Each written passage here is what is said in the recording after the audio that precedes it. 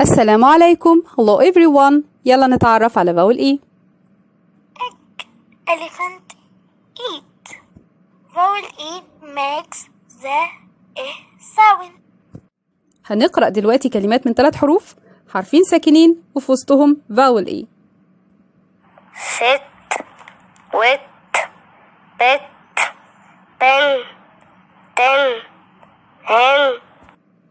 صوت vowel E short. vowel E ممكن يبقى صوته long في كلمات صغيرة من حرفين بس. Me. Be. He. vowel E هيكون صوته long لما يكون فريق من 2 vowels. أول فريق هيكون double E. E. E. Feed. Feed. Need. Feed. Sheep. Queen.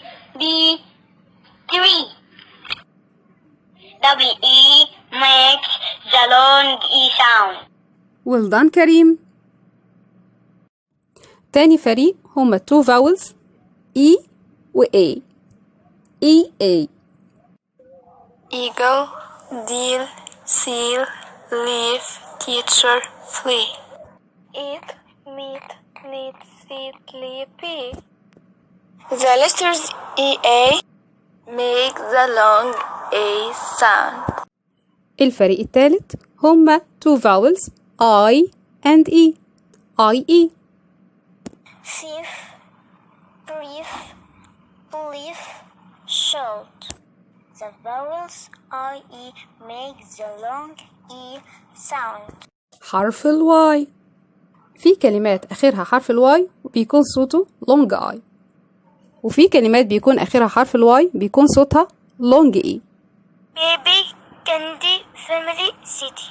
The little Y makes the long A sound. حرف ال E لو جه في آخر الكلمة أثر على صوت الفاول اللي موجود معاه في وسط الكلمة. تخيلوا هيعمل كده في نفسه هو كمان.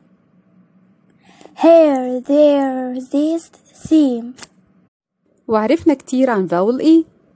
في رعاية الله دمتم بخير وما تنسوش like and share and subscribe.